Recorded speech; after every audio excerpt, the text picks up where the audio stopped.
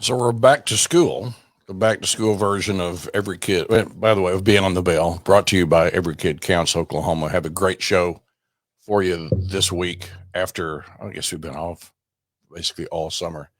We're going to be talking about augmented reality, virtual reality, and education. I have a couple of great panels this morning, some surprises along the way that might have something to do with a certain pro football team and shareholders. This all works together for the good of this. So I'm Scott Mitchell on Mitchell Talks, News 9, News on 6. All of our platforms going to be joined in a few minutes by my partner in crime, the digital chief at Griffin, Ryan Wilton. All kinds of great things going on, which, by the way, looks like we're hearing November for that new studio. And there's been some great reporting out of the station on education the past few weeks, and enjoyed all of it. So glad to have you with us. We're back for another 6-week run between now and November. We're going to be talking about a lot of topics, the sort of topics that you usually don't get to get into in-depth detail on. Today's going to be something that the techies are going to love, with some people that you're going to love. They're really great folks. When we finish this series up, probably in 6 weeks, it will not feel like it's going to feel today. Dr. Lee Denny's joining us just a moment. Adam Mangana from Optima Education out of down there in Mississippi. We're going to be talking about, in fact, while we're talking about, let's just bring them in right now. My friend, Dr. Lee Denny, who's the interim state director of the Oklahoma Department of Career Tech. And at some point, Dr. Denny, I will hit mute. It's what happens when you get old and you can't find your car keys. And by the way, a survivor of Oklahoma State Legislature and one of the best legislators there's ever been. Oh, wow. Thank you. That was sweet. It's great to see. And we were just talking about the weather before I introduce Adam. It's so hot. You've got dogs, and you were just making sure that they're taken care of while we're on. So that's right. That's certainly right. And thank you so much for having me today. It's good to have you. I've got a cowboy up there, and I went to the Red School. So I know. I heard you talking about that. It was all I could do to keep my mouth shut. Well, we're one of those divided houses. Okay, that's how this works. I was watching. By the way, I was watching Sun Up this morning on OETA. It's a great program. It is a great program. I bet you've been on it before. No, I've done some blogs and stuff, but they haven't let me be on that yet. I'm gonna have to talk to him about that. What's up with that? I know, but I do. In full disclosure, even though I bleed orange, both my kids went to OU. Okay, so you got one of those tags, right? Yeah, and they've got one. They got a great education. Well, it's great to have you. Can't wait to talk about this topic as well. And let me introduce another friend that just made a few minutes ago. And he's down in Mississippi, home where the Blues were born, right, Adam? Mm-hmm. Adam Mangana with Optima Education. And we have a topic we want to talk about that's kind of fun. I was, we were watching football. Well, I was watching some preseason football, which is kind of fun because you're watching these kids that are, undrafted. And I was thinking about a certain quarterback. Now, here's why I want to bring this up. Because we were talking about education, virtual, augmented, all of these things that I don't understand, but I can see. And when he said Mississippi, so I'm a Packer shareholder. My kids are all Packer shareholders. And I told Adam, I said, my favorite Packer quarterback was number 4. And Adam, just when we're talking about the education that Optima does, and I brought up Brett Favre, and we'll just take it away about how Brett Favre fits into this conversation. Well, it's so serendipitous, Scott. And first of all, thank you for having me. I'm thrilled to be here. I've been working in this space for about 7 years, trying to figure out how to leverage the power of virtual reality to increase efficiency in education. Then when the pandemic hit and the world pivoted to Zoom and the checkerboard of faces, we actually delivered VR headsets to our scholars in rural Mississippi. And my idea was like everyone was stranded, so we would invite leaders to class, and we invited a number of college presidents, university presidents, and just so happened that when we invited Brett Favre to class and he came and talked about leadership, it went viral. And so he talked about the value proposition of why VR for learning, and I included that YouTube clip to you so you could see it. But that was the start of the interest really swelling around this particular delivery mechanism. And so Brett was a huge piece, and so a historic piece of virtual reality and its adoption in the education space. All right, I can't wait to see it, and I'll post this at some point during the show here, during the stream. And one of the guys that my boss, my co-host on this, here he is with his waving his flags in the background there, Ryan Wilton, the digital chief. By the way, who is, as you know, as Red School people, we had a quarterback at OU that always reminded me of Favre, number 6. He's now a Panther. And this is his biggest fan that just came into the screen. Ryan Wilton, good morning, sir. Hey, good morning. I am a huge Baker Mayfield fan. I'm a huge Get Her Done fan, and he's the guy who got her done at OU. I mean, not quite a national championship, but he won a lot of big games. Mm-hmm. Well, we've got a better coach now, so we can do some things. That's right. In national championships. I think you know what I'm talking about. Yeah. Well, this is a topic right up Ryan's expressway, because as the digital chief, we saw this topic coming up. Ryan, this is amazing, AR, VR, and how this is impacting in COVID. We've done about 1 million hours of COVID broadcasts over the last 2.5 years, that this is going to be impacting people that having trouble getting back to the classroom. Mm-hmm. Ryan, you want to take it away? You bet. Well, when I think about virtual reality and augmented reality, I think about where my own industry is going. I'm connected to the phone. I'm connected to, all these devices. But when I think about education and I think about younger people, I think about Oculus and the various gadgets for gaming. And just for the folks at home who don't understand what virtual reality is and what augmented reality is, maybe you could explain a little bit about what exactly it is and what it takes to make it happen. Is it just the iDevice? What's involved tech-wise? Yeah. Ryan, great question. I think a good way to start is that both of these technologies exist under the umbrella of extended reality, right? So on the one hand, you have virtual reality, which is completely immersive. And so you are actually partaking in an experience that is immersive and computer generated. Typically, you can have 360 video that's immersive, but the key word is that you're completely immersed in this digital experience. Augmented reality is taking a computer generated image or asset and superimposing it into a realistic framework using holograms or something like that. So that's the two ends of the spectrum.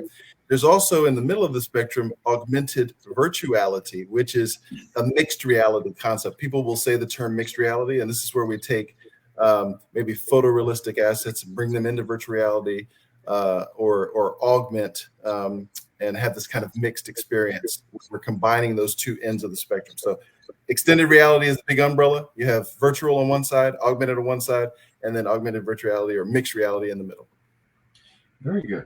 So, Dr. Denny, Adam, whoever wants to take the lead here, what have we discovered so far about how this is impacting education and the opportunities it's giving young people? How is it different? There are different types of learners.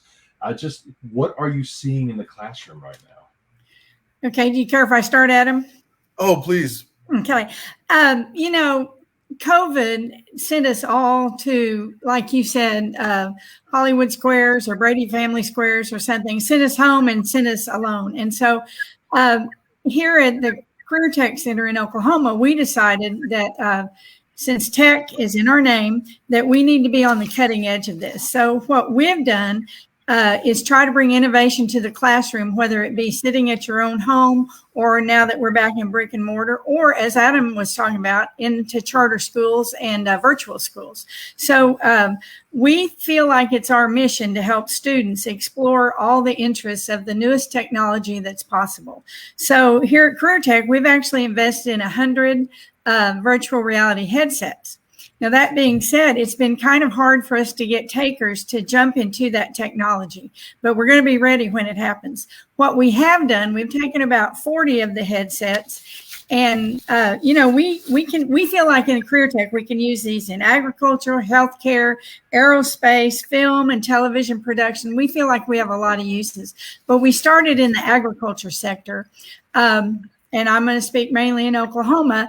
As you know, in the COVID, meat processors at these huge processing plants had COVID spread like wildfire, and they had to shut down. And then the supply chain of food hit the grocery stores, and people got worried about where's our next meal coming from. So our first class we put on there is meat processing, so that we can train people that want to go into this industry through virtual reality. And we spend about 25 minutes of content just going over the equipment and the safety and what each piece of equipment's used for, and actually demonstrating how it works. And then we have a second module that talks about PPE basics, cleaning and washing, and incorporating everything on all the assessments we need to do for meat processing. So pardon me. So that's our first foray into it. But we're really excited. We've got the headsets with the agency, which means we can put them out to all 29 tech schools, or we are in 394 high schools with the FFA program. So we feel like we will have a wide use for them as soon as we can break over that barrier of what it can do for our students. We're very excited about it. Ag seems like a perfect application for Oklahoma. Yeah, I believe it is. Adam, what are you seeing? Well, we have started the world's first charter school that's delivered in virtual reality. So Optima Classical Academy is a charter school in Florida that has 250 students right now. And instead of doing the checkerboard of faces, when they're having live instruction, they are in the metaverse together in a social VR platform. And so we have pioneered that. The great news for Oklahomans is we're working on coming to Oklahoma, and it's completely tuition free in Florida. And so we want to do the same thing in Oklahoma. And we're looking for the right partners. It's really critical for us that we find the right partners. And I love what Lee is doing. It's incredible with the CTE. It's certainly a lot of use cases for VR there. We're actually on the other end of the spectrum. We're taking a great books curriculum, right? So you think about the world's best empathy machine, a great book, right? The ability to go back in time into the greatest minds that have ever lived.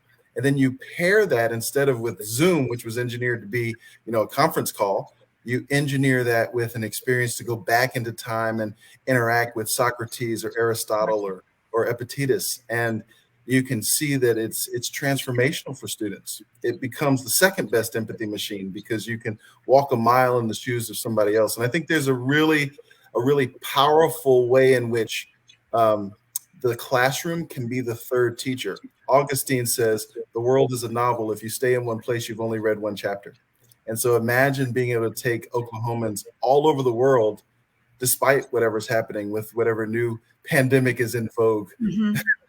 We can still take kids to the White House or back in time or to Aurora Borealis, the Northern Lights. So it's a very powerful tool, and we've been humbled to be the first to market to be able to share this tuition free for students.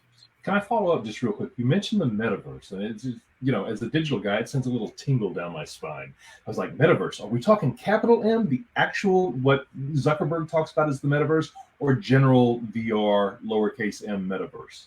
Yeah, tremendous question. I think, there are a number of folks out there that are skeptical of the concept of the metaverse, and they should be. I think, Socrates was skeptical of books. If you remember, he thought men would lose their memories. They'd no longer be great orators.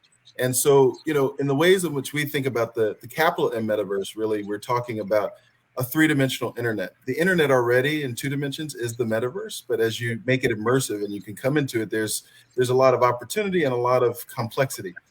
We have built a closed system. And so really it's a social VR platform. But because it is not the checkerboard of faces that Lee described, that is what Zoom school is like, we call it school in the metaverse, but it's a completely closed system. In order to be approved in the state of Florida, you have to demonstrate a couple of layers of security so that you're protecting student data and that you're protecting access. And so nobody who is not involved with the school can have access to the school. By the way, Adam, I just wanted to polish up. So if you see Brett, tell him I need this signed. You got it. Let me ask, if I may, Ryan, the Oklahoma angle here. So Mississippi, Florida, Adam, I've seen articles. I mean, you're doing groundbreaking work around the country, but we're having some conversations right now about this state. Hot seat tomorrow. Your vote counts tomorrow. We're going to be talking about that. What is it? 2.8 billion sitting in the savings account. Mhm. A lot of educators are saying, "What do we do with this?" In Common Ed, Representative McBride. Did you serve with Representative McBride, Lee? Yes, I did. Okay, so he's come up with a novel way of looking at what could be done to give teacher increases. We've done some great things in the past several years about education, but right now I jokingly say this, Ryan, that it's safer to talk about politics and religion at the dinner table than education. It is a divisive issue right now. We have a state superintendent race right now on the Republican side. It's very divisive. The viewpoints of the two candidates could not be more different. But now we're talking about something, and people love our career tech system in Oklahoma, but this is a step beyond, right? I mean, this is going to take some investment. And I think that the vision on this, I haven't heard much about this, Lee. I know that y'all are doing great work out there, but for folks who want to have these conversations, and that's what we're doing Beyond the Bell, which is really dive into areas that are not reported on or not in depth. This is a conversation that's going to take a lot of folks my age. What are they going to say? What is this all about? And you're going to need to talk to your legislators about, do we invest in this? What kind of investments do we need? That's the age-old question about education. How much do you need? So, Adam, Lee, if just whoever wants to go first, what do we need to know about this for Oklahomans? How much? What do we need to invest in? And where is this going in the next 5 to 10 years, especially for folks like me that get up one morning, turn on a stream like this, and have all these questions about who, what, when, where, why, and how? One of the things, Scott, that worries me, and when you talk about investments in education, you talked about the 2.8 million in the rainy day fund, but anyone know how much money was left on the table? That we always leave a little cash on the table for emergencies. You think in Oklahoma, in the past, you've thought about big tornadoes in more Oklahoma, but also wildfires and things like that. So we do need cash left on the table. So what bothers me and worries me a little bit is we've got cash on the table, a huge rainy day fund, and we still need to invest in education today before we can talk about virtual reality and AR. For instance, here at Career Tech, we have 140 high school programs. So you're talking about FFA, Family and Consumer Science, and our biz programs that haven't been funded by the legislature. So there's some backfill that's going to have to happen. And of course, at the agency, we have invested in virtual reality, and I think a little bit in augmented reality in some of our tech centers when we have these tables for our biomed students that are called anatomage tables, where you have the human body and you can go down in layers, and it's a 2D type thing, and you can do skin, muscle, tendons, arteries, veins, bones, and then organs all the way down. So we have that as well. So we're dipping into it, but at the same time, my question to both of the superintendents for public instruction is, how can we get education where it needs to be today to take it to the next level of investing in the technology that will make Oklahoma kids just as marketable as anyone else in the United States or in the world? So that's my big question for the legislature this year. Yeah. Lee, that's a tremendous question. And I think, one of the things that our company is doing is we're rooted in what won't change, actually. We're a bit of a contrarian play, right, in building classical curriculum, because Socrates won't change, Plato won't, Aristotle won't change. The delivery mechanism will, right? It used to be that if we wanted to listen to Mozart, we'd have to go to Bavaria and sit in front of a harpsichord. But now we listen to Mozart on our phone. It isn't any less classical, right? That's right. And so, for us, content, the quality of the content really matters. If you have any student of any background, but particularly Black and brown children, if you have them reading 50 novels before they graduate from high school, they're 95% likely to go to college. So a great curriculum is a critical opportunity. And this right here is the mechanism to get their attention, right? Focus is the new IQ. And one of the big challenges with Zoom school is incredibly distracting. using an immersive tool like virtual reality, you have their full attention, you have their full engagement. One of the key pieces or measuring rods that I would suggest for any superintendent is what's the level of engagement, right? One of the things that COVID exposed was we've lost 4 million children around the country. We don't even know where they are, right? They're not coming to school. They're not coming to virtual school. The other thing that I would offer is that we have to figure out a way to deal with teacher shortages and learning loss. And those two big, audacious opportunities are, I think, really solved through virtual reality. We have an incredible waiting list for faculty. And so you think about, like, where do teachers want to teach? They want to teach virtually. 60% of our workforce wants to work virtually. And the key is you have to make that experience a valuable one. It has been an experience that is not valuable. And so people are very skeptical of it, as they should be.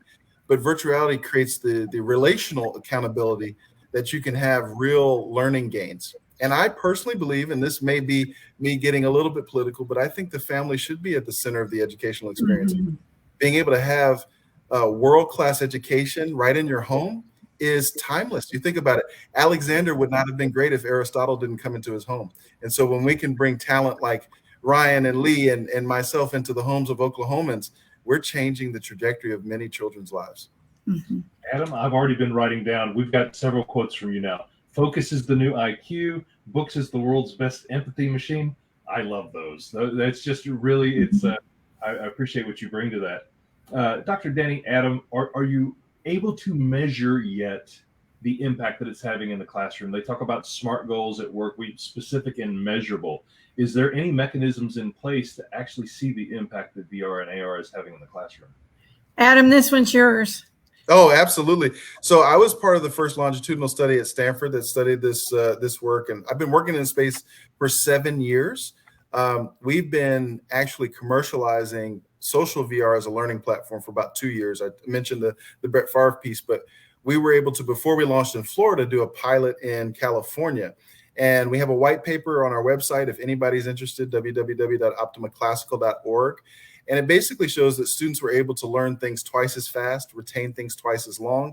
And our starting place really is we're trying to build the world's best online school, online learning platform. So many people think, are we replacing in-person school? And I think there are some families for whom the in-person model is always going to be the best model, primarily because they need the daycare component of that piece. But if we're just decoupling the daycare and the learning, virtual reality makes learning far more efficient. And there are ways in which you can supplement an in-person experience with virtual reality. For example, what Lee was mentioning with career and technical education, huge opportunity. The other thing that I would offer is that I see a future in which virtual reality is going to be intertwined with other emerging technologies, blockchain, AI.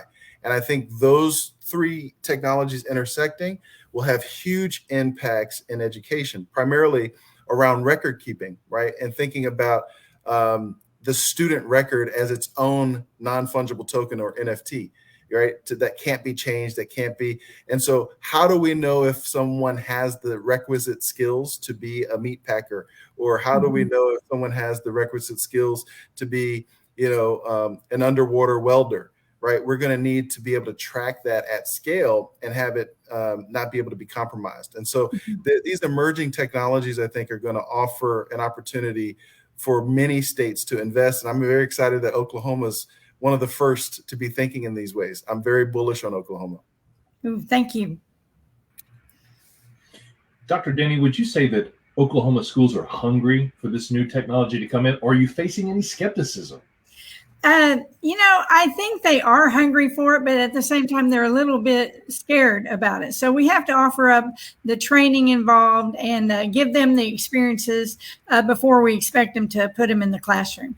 I think sometimes the education world is a little reluctant because in some of our brick and mortar schools, we're really delivering education like they did in the 1800s, a teacher in front of students doing that. And our students are the ones, to me, that are really hungry for the change because, as has been said, they use some of these platforms in gaming and such as that in their homes, and other places you know, the old arcade, stuff like that, they have an opportunity to put on these headsets and experience them. So a teacher that hasn't had those experiences may be a little reluctant, but at Career Tech, we pride ourselves in being on the cutting edge. And so we want to be some of the first people to deliver this in the classroom. And then as we deliver it in the classroom, some of our classrooms are in our brick and mortar schools.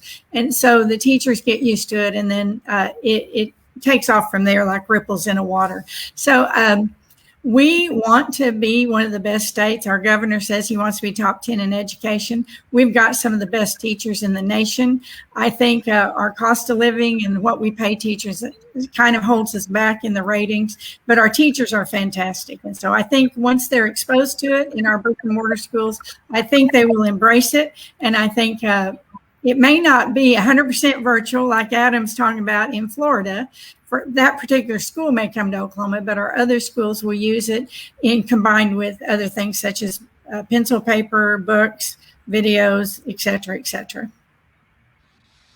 You know, it takes old people a long time to learn. And this is one of the things that is most difficult for Ryan Wilton and mentoring me is just how incredibly dumb I am. But the number two thing is how incredibly tied to the 50s I am. And so, you know, I'm still one of these guys that still mourns for the days of the BlackBerry, but I'm coming around. All right. And one of the things that Ryan has taught me is, you know, the eyeballs are out here, but you can't, the old days of Cronkite, they're gone. All right. Mm-hmm. People do not gather up just to see a broadcast or read a newspaper anymore. You've got to go find them. They're out there on TikTok and Instagram and YouTube and LinkedIn. So educators, just like communicators, have got to be in all of these places all at once. My question to Adam and to Lee is, what is the plan in terms of reaching all these eyeballs, which are, there's no gatekeeper for media anymore. The gatekeeper has been democratized. It's everywhere. And so for people, and a lot of folks my age are looking at this and they're in positions of leadership and decision making. Mm-hmm. How do you both plan on reaching that audience? The 45 crowd understands this. I'm not sure that the 55 up crowd does. And there's still a lot of those folks in positions of influence. What's next in terms of, for our state, getting to these decision makers, make them understand this from the ground up as to how important it is? Scott, I love that question. And those who are 55 and up actually offer us incredible wisdom as we begin to try to scale this, right? Our two greatest teachers in Western civilization in history, neither read nor write, right? Jesus and Socrates were not able to read, they were not able to write, but they were our very greatest teachers. And so if you think about the power of teaching, the technology or the delivery mechanism is important, but the human component is the most important. And for us and for the company that I run, our motto is esse quam videre, which means to be rather than to seem. I think what we should be focused on is we should be focused on teaching civic virtue in this new medium, teaching what is timeless. How do you become a good citizen, right? And our elders know that better than anyone, right? I would put our complete weight on those timeless principles. And you can have younger people, right, imagine what the delivery mechanism is, but the content of Western civilization and what it is to be American, those things are not new. Those things exist, and those things can be shared from folks who lived before us. We can stand on the shoulders of giants, and even though we have this new delivery mechanism. So I don't believe that it has to be a zero-sum game between the old and the new. That never worked in the movies, right? Like the old folks and the kids never could get along in the movie. I just don't think that that's the right way to think about it, right? I think that we should be locking arms. And if you're on the side of we want civic virtue, we want great citizens, then you're part of the movement. And whether you know how to program in Unity, whether you know how to build a 3D model in Maya, that's not particularly something we need you to offer, but you know what's good education, right? And so the things that the technology allows for is a philosophical shift. For example, you talked about the way in which we teach, math is a great example. you know, in the 60s through the 90s, we really taught math procedurally because we were in this arms race against Russia. But if you go beyond that, if you go to the early origins of the way we taught math, we taught it conceptually. Math was a way to well order our universe, right? If you think about it from the time of, you know, the beginnings of Western civilization. And so we're just coming back to that original principle that mathematics should be taught like a liberal arts. It should be taught in a way in which you understand the ordering of the universe. And so, for example, virtual reality offers a way in which we can teach concept-based math versus procedural math. We don't need children to memorize math facts because we now have computers that can do that. But we do need them to understand concepts. Augustine said, the words printed here are concepts. You must go through the experiences. And who has been through more experiences than our elders? Wow, that's well said. I don't know if I can add anything to that, except I just think the more, you know, grandkids and grandkids are going to get grandparents to try things and move us as we give our values to our grandkids teach us how to use computers, cell phones, and they'll be the ones that teach us how to use this virtual reality. And you know, you can listen to your grandkids. You don't want to always listen to your kids. But I think it's very exciting technology. I think I got to put on a VR headset back in, I think, about 2014 at Microsoft out in DC. Sorry, I'll try Optima next. But I walked on the moon and gazed into the Sea of Tranquility. And it was an amazing experience. And that's the only thing I got to do on it. But it rivaled just really feeling like you were on the moon, walking on the sand and everything. So I don't think it'll be so hard for the older generation or my generation. Scott, I think we might be the same generation. I don't think it'll be tough for us to embrace. First thing I feel like we have to do is get Oklahoma caught up and then let us move forward. And we've got some wonderful charter school laws here, Adam. And so charter schools here are also free schools. So come to Oklahoma. Thank you, Lee. Well, this has been fascinating. And I know now what Ryan Wilton is thinking. He's thinking, working with me, he'll just be like a grandchild working with granddad. There you go. I'll tell you, honestly, the first concept that comes to mind is, how could this apply to news delivery? You know, because the helping the viewer understand news concepts, much the same challenge of the classroom, helping students understand broad educational concepts. Ryan, I have one request. If you deliver it through the headsets, could we have far right news, far left news, and news in the middle? I like it, just depending on which way you're looking. No, I'm like one of those people that look straight ahead, so I need news in the middle. This is the thing too, right? Like, we have this whole debate about what is truth. What I think is interesting about immersive technology versus our current model, think about the lens or perspective when you have a regular video. There's all of this content or data behind the camera that you don't see. If I shoot a piece in 360 video, you can see everything in that particular scene. So it's much harder to lie to people in a 360 video than it is to lie to people in a two-dimensional video. Right. Okay, now we have the ideas, Ryan. That's right. Very good.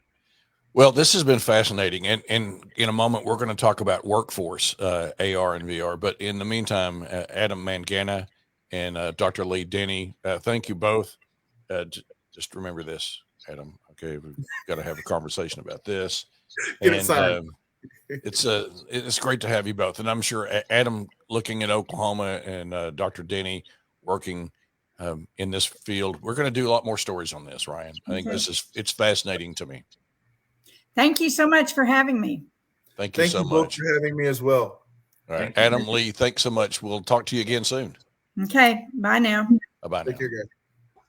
Okay, so I got learned quite a bit on that one. Can I be honest? That's the first real application of the metaverse I've ever heard of. I mean, I've heard lots of stories about the metaverse, but never a real application of it. So this is breaking news, breaking ground.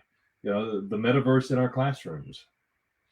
All right. And what a great segue to get into what we're going to be doing about classrooms and how this is going to, obviously it was brought up a little bit when you're talking about education. You've got to be talking about workforce.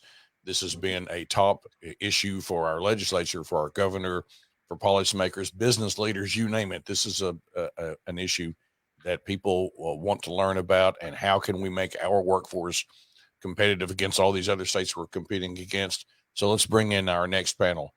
Let me introduce first Dr. Nicole Colston. She's with the OSU Research Faculty in Natural Resource Ecology and Management at the Oklahoma Water Resources Center, and Dr. Cynthia Orona, the OSU Program Coordinator at the Oklahoma Water Resources Center. We'll bring in them both. Dr. Orona, good to have you this morning. Dr. Colston, good to have you. Hi. Morning. Good to see you both. And also Dr. Jared Scott, the Department Superintendent, COO at the Francis Tuttle Technology Center. Good to see you all this morning. You just heard most of you heard this conversation. It was pretty fascinating. Your thoughts before we talk about workforce in Oklahoma? Well, I think it's really exciting to think about, the technology that's emerging, the enhancements to curriculum, the ability to boost motivation and learner engagement in classrooms across the state. I think is fantastic. And so really excited about the future of this technology and the impact it has on training workforce moving forward. I thought it was outstanding conversation. We're here to talk about an after-school VR, AR program we have with some of the tribal nations. And this discussion they just led into about the intergenerational learning, students educating older folks about how the technology can be used and its possibilities, and in inverse, teaching our kids the ethical and moral boundaries of life and translating that into the virtual world. So we're seeing a lot of that, and I can't wait to share some more about that with you. And so I think our project focuses more on the tribal nations, which is a big part of Oklahoma, a big important part of Oklahoma. So it's gonna what they're talking about doing and what we're doing is going to be good for our future. Dr. Orona, Dr. Colston, let's dive right into that. What are the tribal nations, the schools doing there with VR and AR right now, and where do you feel you are in this process? Are you just getting started? Are you a few years in? What does it look like? Sure. Our project's called the Native American Middle School Students After School STEM Program, and we're actually partnered with 3 tribal nations. So we're in our second year. We started off piloted with the Citizen Potawatomi Nation last year, and we're adding the Oto Missouri tribe, as well as working with the STEM Academy at the Chickasaw Nation. So super proud of our partnerships with our tribal nations.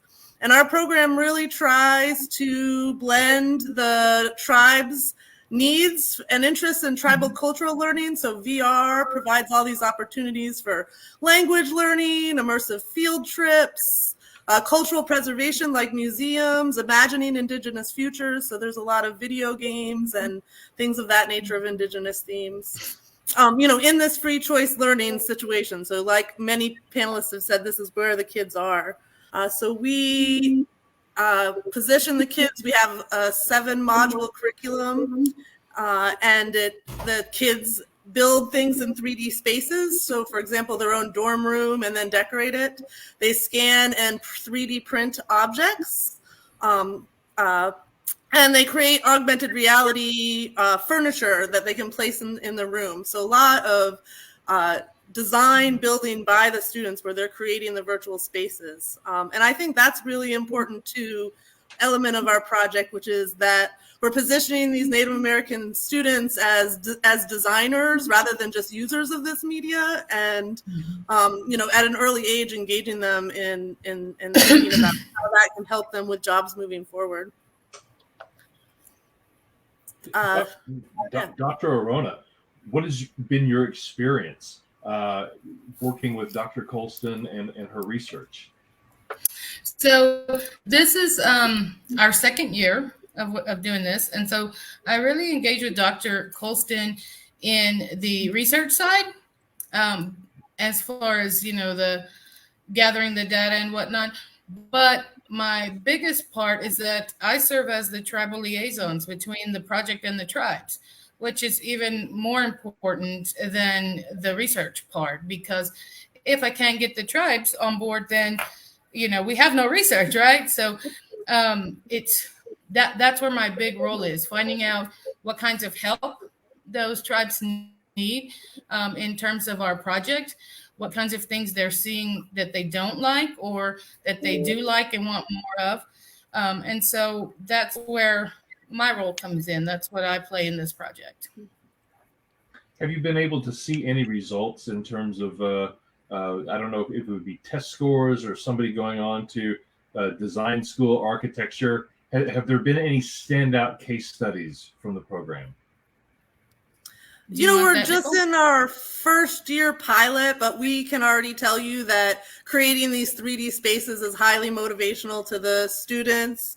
And we have worked a lot to understand sort of after school capacity. So some of these ideas that you all were talking about, what is the value of VR to the tribe, to the workforce, to my students moving forward, that sort of unknown space, in 20 years, there's going to be a whole set of new jobs we can't even imagine that uses these skills, and sort of dealing with some of the fears there. That's why Cynthia's role on the ground is really important. Understanding how to integrate these technologies into different spaces, in our case, after school. Well, you talk about 20 years down the line, you're exactly right. Jobs we don't even know about. And Dr. Scott, you talk about Francis Tuttle Technology Center. You're working with people who are in the workforce right now. What does the AR/VR program look like at Francis Tuttle Technology Center, and how are you preparing the workforce for today and a decade down the road? Well, it's truly exciting. It really comes to me in two different ways. First, the curriculum enhancements that we've talked about, the ability to use AR/VR, these extended reality tools in the classroom, is just fascinating. There's always been this dividing line between reality and imagination. But with these tools, that line begins to fade away. And I can tell you one example in our health programs. A few years ago, in working with Apple, we went one-to-one with iPads with our students and used this AR app called Visible Body. And we have simulations. We do a lot of hands-on training, obviously, at the tech center. But when you go one-to-one, students have the ability to have those simulations with them 24 hours a day, 7 days a week. And so this particular app, think about anatomy, and I've actually got the app on my phone right now. You can spin up the human body, and you can look at muscles, veins, organs. You can spin the body around. You can zoom in, zoom out. It's just fascinating to have this type of technology in your hands 24 hours a day, 7 days a week. Our simulators that we have on site are fantastic. There's no doubt about that. They're high fidelity, real world. The challenge becomes when you have hundreds of students that you need to queue up and get significant time on those simulations. That can be a challenge. But when you can go one-to-one and use AR, VR, it gives them more time in that realistic environment. And this really helped during COVID. Our licensing programs in health, you have to have clinical hours, and state boards were gracious to allow us more virtual hours because students couldn't get to the hospitals during that time. But these technologies really stepped in to fill that void and help the students get immersed with more hands-on at home or wherever, and get them to mastery faster. And so it's real fast. I know we've been talking a little bit about football, and you think about even a cosmetology program. I'm an OSU guy, by the way. And so if I want to do a orange mohawk for football season, I can use AR and kind of see what that looks like. And of course, it would be hideous, and I'd probably not do that. But across all programs, this type of technology can be implemented. It's fantastic. And so even a CAD program where they're modeling parts or blueprints, you can use Revit and get it in 3D, and you can walk through that space. Marketing, think about retail. We've talked about this already. If you want to buy jewelry and see it on before you purchase, or if you want to buy furniture and see it in your house, you have the ability to do that. And so the programs that we already have that the students learn how to create media assets, I like to call it digital manufacturing. graphic design, 2D, 3D animation, broadcast video production. All of these programs have been learning these types of skills, but now are enhancing that so that they can take them further into this virtual world. Could I go back to the grandpa thing from earlier conversation? I saw a story this week on News 9 about the enormous amount of people that have that grandparents are raising kids that are in middle school, high school, grade school. And so I've already referenced my place in history, which is a really, really long time ago I was born. And I know that I see a lot of these legislators. I work with two really young ones on Sundays, but I also know there's some folks of my vintage in the legislature as well. So this is kind of a looking forward, numbers, data sort of question, but we understand where this is going.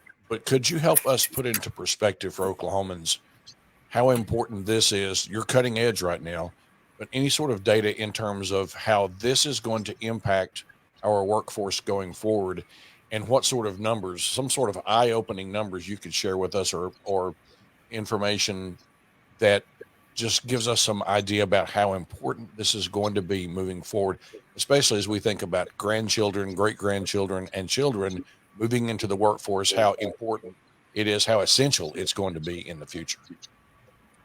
Well, that's a great question. And most of the data right now is qualitative. But I'll tell you, in the planning stages of our new Edmond campus, we did a lot of research. We visited and talked with Google and Apple and MIT and Stanford, and then we looked at C-suite executive surveys of companies across the globe. Their concerns about the speed, the pace of change with technology, and their ability to stay viable as an organization was one of their number one fears. And so these types of creative endeavors and technologies, they're all leaning on these things because they know to stay viable and competitive in the marketplace, they're going to have to continue to evolve and advance. And so I wouldn't say there's a lot of hard data showing the outcomes yet. I think that's forthcoming.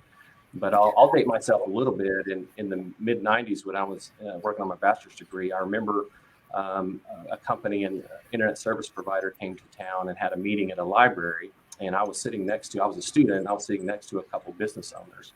And they were talking about the internet coming to town. And one of the business owners mentioned to the other that there was no viable business purpose for this technology. And the honest truth was he was correct. At that particular time, the internet was not going to generate more revenue for them, not make their production more efficient, not bring more customers at that particular stage. But we knew that eventually it would be a disruptive innovation that would change everything. And I think that this is very similar in that vein, that it's early, but we're seeing the motivation boosted, the creativity, those types of things, the innovation spirit with these technologies, and listening to those thought leaders, they're really focused on this, and I think it's here to stay. And I know Dr. Colston wants me to be quiet about this, but if we were in virtual reality, no one could interrupt us. That's okay. I could not let that pass. So I've got a quick follow-up, Dr. Scott. Sure. Those companies you mentioned, we all know who they are. Mm-hmm. And so when you're having these conversations, if you can share about from your conversation with them, where you think we may rank as a state in taking up these sort of technologies. Yeah, I think we've got work to do. I love the energy that we have right now in meetings with local companies and chambers. Corporate innovation is a big discussion item. And I remember sitting in the executive briefing room at Apple headquarters in Cupertino, listening to a lead engineer talk about what are the skills for the future. I asked him, what does a highly skilled worker mean to you? And he went into about a 10-minute answer, and you can't take pictures or record anything at Apple for obvious reasons. I wish I could have, because it was genius. I did my best to remember those details, but it is innovation, creativity, teamwork. A lot of those soft skills, we need to train the hard skills as well, but those soft skills are just as important and even more important with these particular technologies. But we've got work to do in Oklahoma, but I am really encouraged by the guests today and the things that I'm seeing with chambers and companies talking about the future of the state and the need to boost tech talent as we move forward. Yeah, when we're talking about You know, coming Ryan, out of just a minute COVID, ago, Hmm? just a minute ago, Ryan, you asked about outcomes. Do we have any kinds of particular case studies or whatnot? I can tell you, in our tribal nation we just finished working with, the students were really shy when they began, and then they just kind of really blossomed and took to the technology and whatnot. But we had a final presentation at the end of the year, and these kids had to present to a pretty large audience of their parents, community members, tribal reps, and whatnot, staff members. And they were really shy at first. And then when they got up there and started talking, you just couldn't get them to be quiet. They were just going on and on about their projects and wanting to talk about this other project they did in our work with them. And I had a few of the tribal reps come up to me and ask me, how did you get them to do that? Because these kids were so shy. They don't want to speak out. But this was a great confidence booster for them. So then they felt comfortable enough to talk about it in front of a large group of people like that, which to me, that's a very important thing, just in students in general, but even with our Native population, because they tend to be very shy and quiet. Mm-hmm. Yeah, I'm super excited to see the work of Dr. Denny and Dr. Scott as well, and just point to the great work that's happening here at Oklahoma State. So our partners in this are the Mixed Reality Lab, and they have students doing all kinds of research in AR, VR, biophilia in hospitals, jackets for police officers. They're solving marketing and product placement in groceries. And my collaborations also with the Emerging Technology and Creativity Research Lab. So as STEM educators, it's been really fruitful to sort of take some of our content and ideas and have the experts in VR, AR help us translate it. So, I've learned that everything in manufacturing is changing. There will be no jobs in the future, no manufacturing that doesn't happen and test its designs in the virtual world because of the money that we save and products. We know that medicine is changing. They can basically volumetrically scan you and see your broken bones, and, virtual telemedicine for our Native communities or virtual work are really important, remote work are really important themes. So again, I think there are some projections about the change in the workforce, but in a lot of ways we can only imagine what's coming forward. And I think that's why education is super important, so that we can sort of imagine that.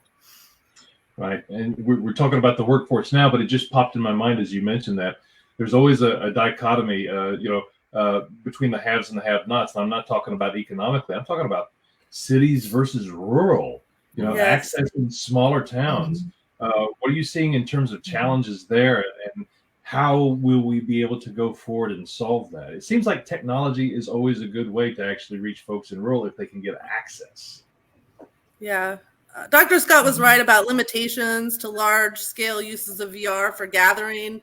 So the Emerging Technologies Lab built me a virtual citizen science expo where students can take an avatar, meet a scientist, find cool apps to go outside and ID their species with, and that's a free open source app. It's the best you can get, but still, bandwidth issues come into play there. I think a lot of the newness of this technology is happening. And so from an educator perspective, classrooms are getting these technologies, but not sure quite what to do with them or how to use them. And I think, access and equity of use is important. So ethnocomputing is sort of a principle of ours, just the cultural uses of these technologies. And so we just had an educator workshop and talked with teachers about the importance of their voice in designing how these spaces are used. They're new, and there's so many possibilities. Could I ask one quick question? That's kind of an unfair question because I don't know if everybody's had time to check it, but there it was. My go-to guy on this is Representative Logan Phillips, who's really the point person for Speaker McCall as they move forward on broadband development. And then we had that committee. I don't know if any of y'all served on that, but there's also been a ton of money headed toward the state for infrastructure of much of that broadband. It's a priority of the governors as well. Mm-hmm. And there's some legislation passed this week. Anything that you see coming down the pike that will benefit what you're trying to do? Well, I did present to a committee on this topic, and I think it's absolutely critical to expand broadband in the state.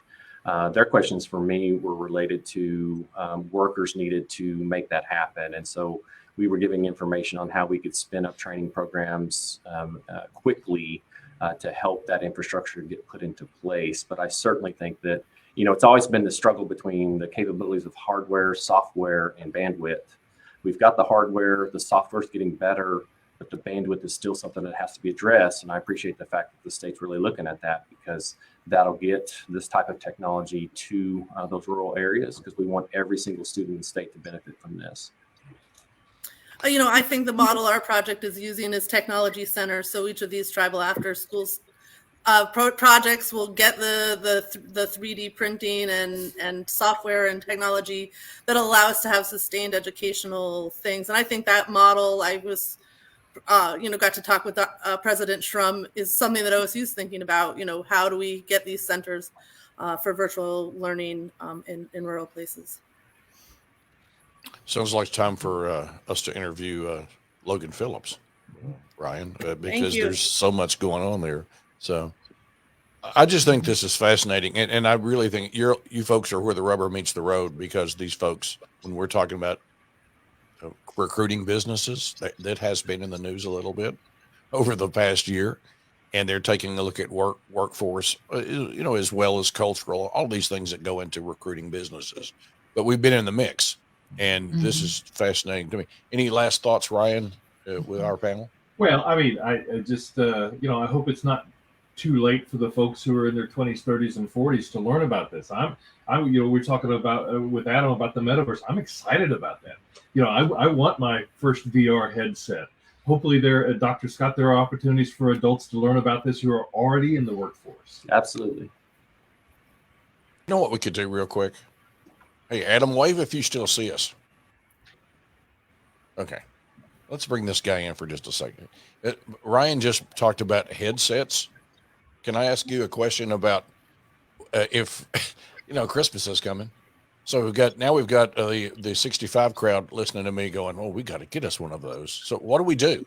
I mean, how do you make a decision if you're a parent or, your kid comes to you going, I need one of these? Yeah. One critical bit of vocabulary that we can work with everybody today on is degrees of freedom. It's important. All virtual reality is not created equally. And so it's really important that somebody starts out their journey, in my opinion, with a 6 degrees of freedom experience. Whether they, buy that or they rent that is up to them.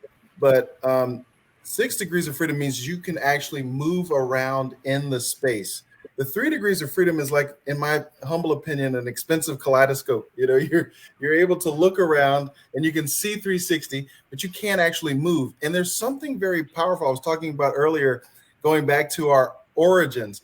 There's something very powerful about ambulatory learning, being able to walk. If you watch Steve Jobs at the end of his life, having walking meetings, to be able to actually move around in the space is a very different experience in terms of haptics and in terms of the way the brain develops. And so I would encourage people to consider that. Right now, the Meta product, the Meta Quest 2, is probably the best bang for your buck, but there are other companies. There's a company called Pico. There's of course the HTC, which offers a 6 degrees of freedom product. And then there are products that you can tether to expensive computers and have the premier experience. But I would say the entry-level model right now is something like this Meta Quest 2 headset, and you can get one of these for $399. So I go get it. I bring it home. Then what do I do?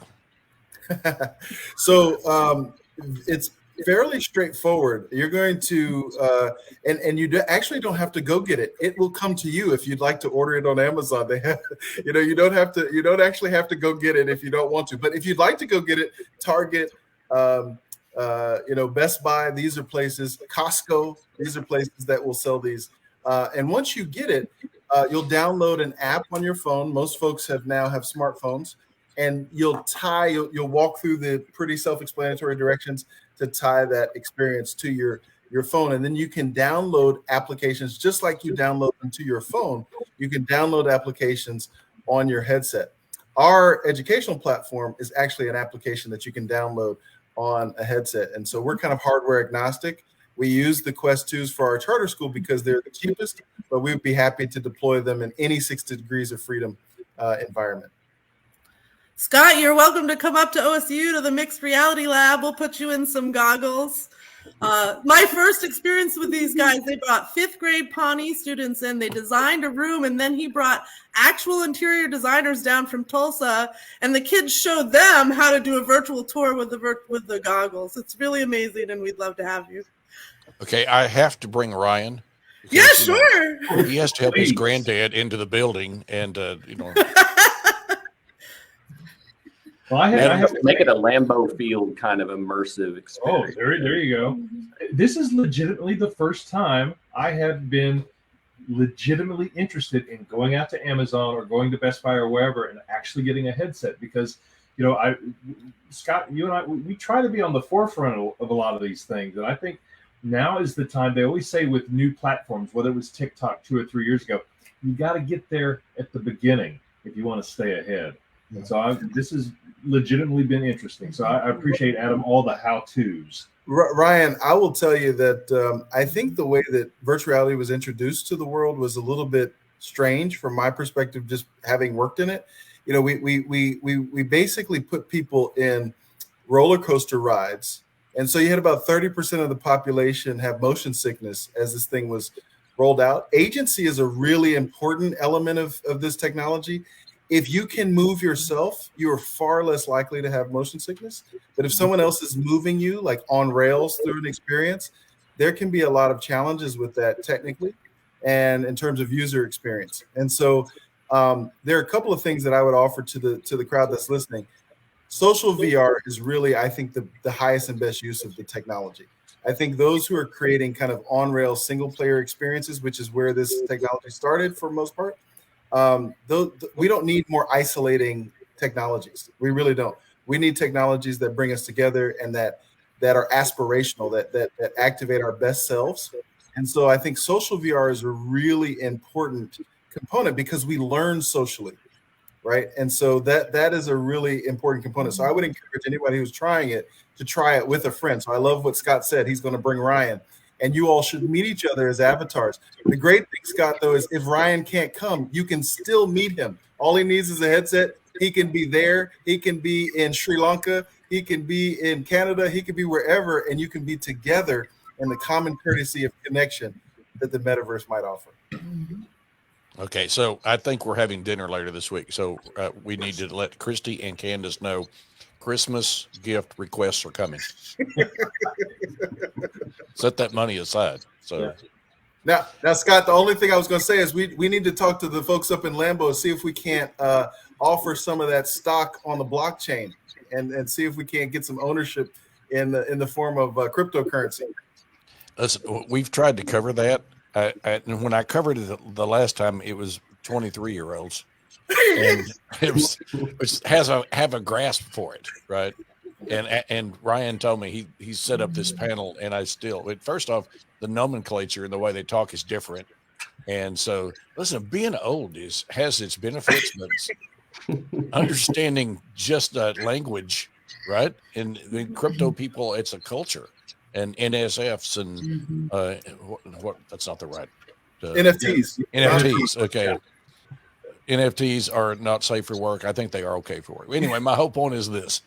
It's culturally challenging as you get older to understand these concepts.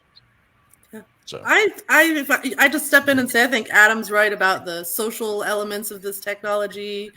A lot of people are worried about kids.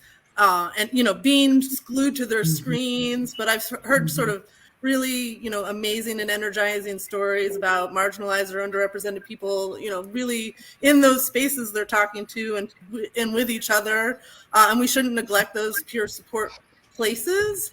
As educators, we just try to encourage teachers to talk about how to create healthy virtual spaces for communication, and then just to echo the broad cultural uses. So for, our population, this idea that virtual museums could be created to do cultural artifacts and we can engage students in that process. We do a lot with empathetic design. So they put on a GERT suit and see what it's like to have impaired vision or arthritic hands and arms, and then design, a kitchen for someone with a wheelchair. And so tapping into students' technology interests, but also, their youthful belief in the positive in the world and helping people and showing them how these technologies can be translated into good for society and not just to stars in a game. Yeah. Nicole, as a member of the Native population myself, I mean, you think about preserving language, the power of preserving languages that are under assault and are having challenges. I think virtual reality is the absolute best tool to be able to preserve our ancestors and our heritage. Identity is the most immovable force in the universe. Let's leverage the metaverse to honor our elders and to honor our heritage, particularly the languages that are leaving this planet. We need to be able to preserve them immediately. It gives me goosebumps. We work with the VR lady, and she was talking about how we could scan an elder doing, a very fine task, beading or weaving, and then be able to explore them in that virtual reality in 3D and have that experience even after they're gone. It's amazing. It's mind-boggling is the overused term, but it's fascinating. Well, I can assure you that both Ryan and I have got enough ideas. We've been trading text messages here about where we want to go with this in the future. This is actually what we wanted to do with Beyond the Bell, which is bring concepts to people that might not, it's pretty hard to grasp this in one newspaper story or one 90-second package on television. This is really deep. You folks have been really helpful. Adam, I sent you some notes there in the private chat, and we'll get that for you. And which you could, by the way, go to optimaclassical.org, and we've also in the comments posted where you can see that YouTube that Adam has sent, but starring the greatest quarterback in NFL history, not Aaron Rodgers. So anyway, thanks so much. I want to thank Dr. Nicole Colston, Dr. Cynthia Orona, Dr. Jared Scott up at Francis Tuttle. And thank you. And Adam, thanks for being here, and we'll be seeing you all again soon. Thank you so much, Scott. Really appreciate it. Thank you very much. Thank you. All right. Some final thoughts. First off, my brain is scrambled. After we do these Beyond the Bells, of course, brought to you by Every Kid Counts Oklahoma. This was my favorite one. I mean, it's hard to pick a favorite, but it's going to be all I can do to not hop on Amazon and not buy a headset. Well, my wife won't let me, but maybe next week we can talk about that. Yeah. It is a fascinating. My favorite to this point had been the aeronautics. Oh yeah, the aviation. That was really good. And by the way, it's funny how it's becoming more and more of a conversation in our daily editorial meetings. People are becoming more and more aware of these aviation programs, and the virtual reality, augmented reality, mixed reality curriculum across the state will be something I mentioned in our meetings down the road. It will be, and there was even some discussion of augmented reality and virtual reality in some of the training for pilots, as we've seen. Totally. Those trainers. That's basically what you're talking about there. So, well, it's always great to see. This is the first of what we're doing, 6 episodes every other week. The first of 6. You bet. Okay. Every other week. Every other Saturday at 10. Hopefully that when we finish, it will be a little more comfortable outside. By the way, you had mentioned something, right? We were going to talk about this right off the bat, but there are some, a 100-degree day in August is different than a 100-degree day the 1st of July. It's just different. Right. My understanding is oppressive. And my understanding is things are about to get better. Is that correct? Well, so David Payne, his 9-day forecast, when you look at Wednesday, it's going to, we're going to get up to about 99 today, and it's going to be over 100 again tomorrow. I got to mow the yard. So you always have to take that into account and do it in like short spurts. But it looks like by Wednesday, we could have highs in the 80s. David's been talking about that all week. And so I had to look at the 9-day to see when exactly it was going to happen. And it looks like starting Wednesday, it could be significantly cooler in Oklahoma. It's not going to be cool, but it'll be a lot more tolerable. Let's hope. And so, well, once again, thanks for your time. Thank you for putting this all together. And we want to thank all of our folks. So first, Every Kid Counts Oklahoma, thanks for sponsoring this. Beyond the Bell is something that is intended to do things that in depth that nobody else is doing. And man, I think we hit the bullseye square in the middle today, Ryan. 100%. All right. You can see that. Where all can people see this if they want to see it again? So as soon as we're done here, we're going to get this posted to the News 9 and News on 6 websites. Our news apps, if you haven't downloaded that, please do. Our streaming apps, that's what you attach to your TV. It's reality, TV reality. For Roku, Apple TV, Amazon Fire Stick, and I'm told Android TV. So whatever you have there, we'll put it out there. It's, if you watch this on Facebook Live, it's not going away. It'll still be out there on Facebook. But if you haven't downloaded the News 9 and News on 6 apps for Roku, Apple TV, and Amazon Fire Stick, please do. Just like with your phone, you can download apps. You can download the News 9, News on 6, and then this will be there, and we'll put it in what we call the extras section. And by the way, right there in the comments, thank you for that, Ryan. Right there in the comments, you can, I'll be putting up Dr. Arona's information, and it's just really, Adam just typed in, it's optimaed.com, OPTIMAED, optimaed.com. And we'll also put information up about the program that Dr. Arona is involved in. That's NAMSAS.net. I'll put those in the comments. So great to take this. I don't know what we're going to be doing the next time, but I'll tell you what, if it's anything near the level of Open Your Eyes Big as this one was, it'll be a great one. 2 weeks. 2 weeks. 10 2 weeks on Saturday, as we get closer to football season.